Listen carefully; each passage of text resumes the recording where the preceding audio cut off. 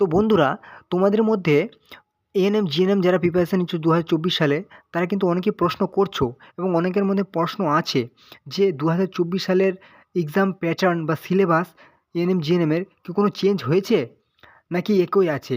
এবং যারা নতুন আছো তারাও কিন্তু জানতে চাইছো যে আমাদের সিলেবাসটা কি একটু বলে দিলে খুব ভালো হতো, এবং আমিও সেটা বলছি যে সিলেবাসটা কিন্তু জানা অবশ্যই খুব দরকার। আর সিলেবাসটা আমি বলে দিচ্ছি, লাইফ সায়েন্স ক্যাটাগরি 1 এ থাকছে কিন্তু 30টি প্রশ্ন, ক্যাটাগরি 2 এ 10টি প্রশ্ন। টোটাল 40টি প্রশ্ন 50 নাম্বার। ফিজিক্যাল সায়েন্সে কিন্তু 15টি প্রশ্ন ক্যাটাগরি 1, ক্যাটাগরি 2 এ হচ্ছে 5টি প্রশ্ন, টোটাল 20টি প্রশ্ন 25 নাম্বার। এবং বেসিক ইংলিশ 15টি প্রশ্ন 15 নাম্বার, হ্যাঁ? ম্যাথমেটিক্স 10টি প্রশ্ন 10 নাম্বার, জেনারেল নলেজ 10টি প্রশ্ন 10 নাম্বার, রিজনিং 5টি প্রশ্ন 5 নাম্বার। আর হচ্ছে কি টোটাল হচ্ছে কিন্তু তোমাদের 100টি প্রশ্ন 115 নাম্বার। ওকে? তোমাদের হচ্ছে কিন্তু সিলেবাস কিন্তু কোনো রকম চেঞ্জ হয়নি, একদম সেম